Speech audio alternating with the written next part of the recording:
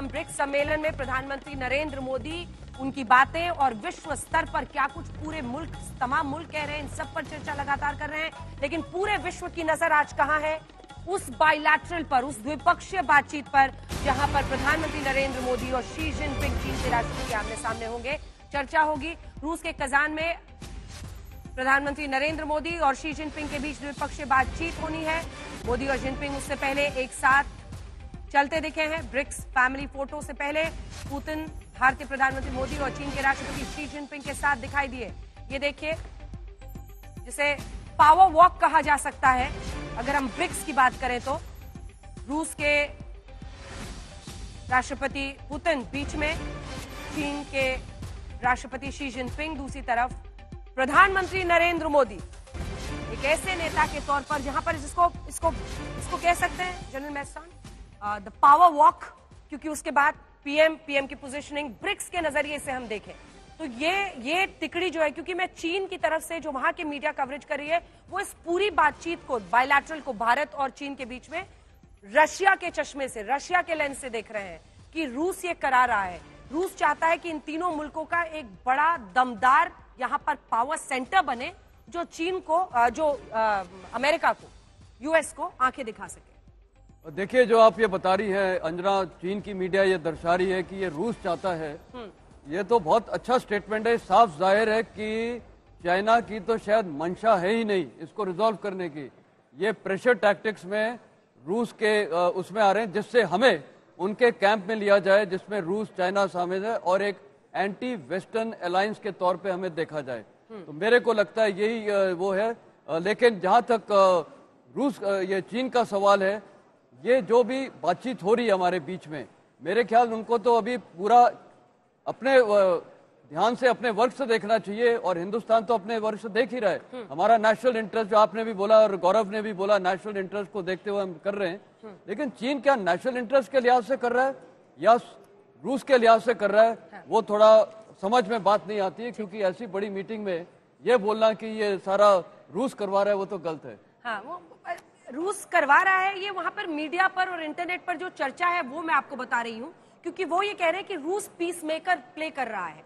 वो ये कह रहे हैं कि प्रधानमंत्री नरेंद्र मोदी गिफ्ट दे रहे हैं रूसी राष्ट्रपति पुतिन को, जो वो हमेशा से चाहते थे कि भारत और चीन के रिश्ते बेहतर हो जाएं, ताकि ये जो तीन मुल्क हैं उनके रिश्ते अच्छे हों। इससे पहले कि सुरेश जी मैं आपके पास आऊं और आशुतोष जी, जल्दी से सुना देते हैं। प्रधानमंत्री ने आज सबसे बड़ी बात जो इस मंच से कही है वो है, भारत चाहता है एक मल्टीपोलर वर्ल्ड। सुनिए। फ्रेंड्स, भारत ब्रिक्स के अंतर्गत सहयोग बढ़ाने के लिए पूरी तरह से प्रतिबद्ध है। हमारी विविधता और मल्टीपोलरिटी में हमारा दृढ़ विश्वास हमारी ताकत है। हमारी यही ताकत और मानवता में साझा विश्वास हमारी भावी पीढ़ी के समृद्ध और सशक्त भविष्य को सार्थक रूप देने में सहयोग होगा।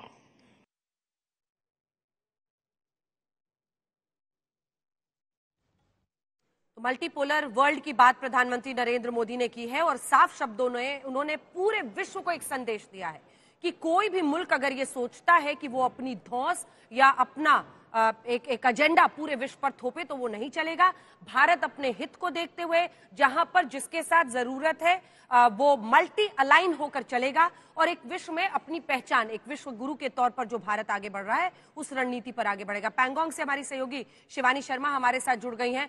शिवानी, अगर हम रिश्तों को देखें तो भारत चीन के इस बायलैटरल पर 5 साल बाद ये द्विपक्षीय बातचीत हो रही है, वहां पर किस तरह की चर्चा है, क्या उम्मीदें हैं? और मुझे लगता है यही सवाल मैं सुरेश जी से भी आपके पास बात पूछूंगी कि हम बायलैटरल कर रहे हैं, द्विपक्षीय बातचीत कर रहे हैं, आर्मी चीफ की भी तरफ से रोड मैप एक आया है कि हम आने वाले वक्त पर कैसे 2020 से पहले कहां तक हम पेट्रोलिंग कर रहे थे वहां तक पेट्रोलिंग की शुरुआत होगी, लेकिन हम भरोसा कितना कर सकते हैं चीन पर?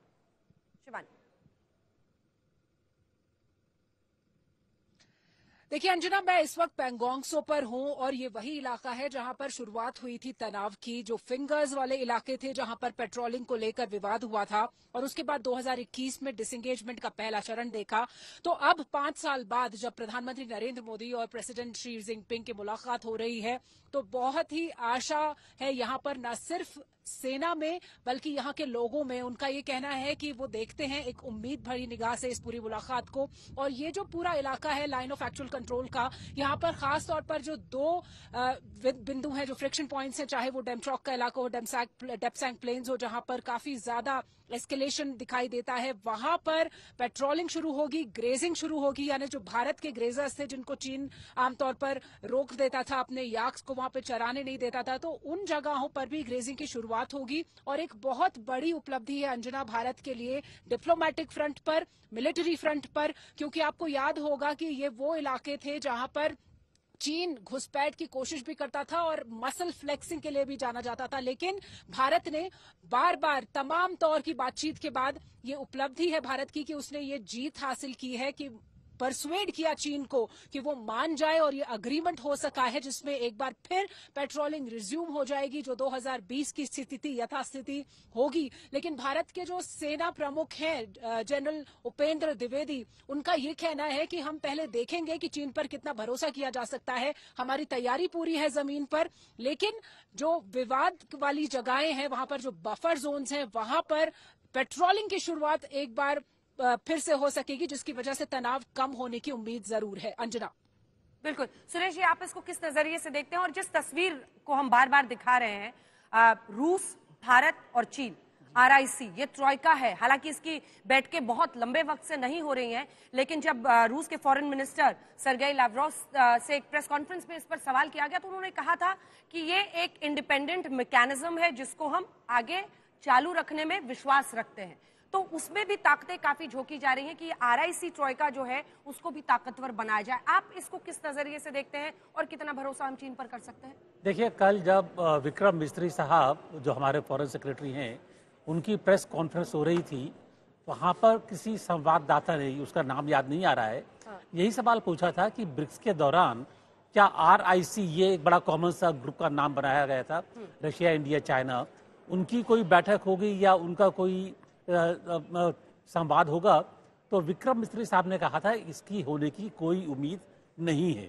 मैं इसलिए कहना चाहता हूं कि जब RIC की बात तो होनी शुरू हुई थी तो मैं उस टाइम में विदेश मंत्रालय में था ये, लेकिन हम नहीं समझते हैं कि ये समय RIC के लिए बहुत ज्यादा उपयुक्त है। और मैं साफ साफ कह रहा हूँ इस टाइम पर, तो मुझको नहीं लगता कि यहाँ पर ये जो ऑप्टिक्स है, ये इतना जरूर है कि Russia is very keen on RIC।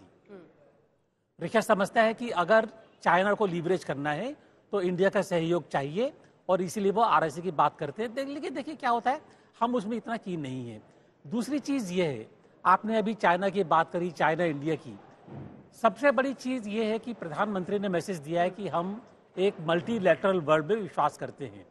अब उस मल्टीलैटरल वर्ल्ड में अगर आप पावर सेंटर्स देखें कौन कौन है, USA, चाइना, रशिया। अगर चाइना रशिया के बीच में विवाद रहेगा और आसियान जो दूसरी ऑर्गेनाइजेशन है, अगर चाइना और इंडिया के बीच में विवाद रहेगा तो एक तरह से ये जो संसार है फिर एक सिंगल पावर वर्ल्ड बनने की एक तरह से वो तरफ जाएगा ये। तो इसलिए जरूरी है कि रशिया, इंडिया और चाइना के बीच का विवाद कम हो। बायलैटरली मैं नहीं देखता हूं कि इसमें हमको कोई खास फायदा मिल रहा है या चाइना को कोई खास फायदा मिल रहा है। उनको पास फायदा पहले ही है। ट्रेड देख लीजिए आप इंडिया से 118 बिलियन। तो मेरा ख्याल है एक मल्टीलैटरल वर्ल्ड की तरफ जाने के लिए ये जो करार हुआ है ये काफी उपयोगी रहेगा। ठीक है।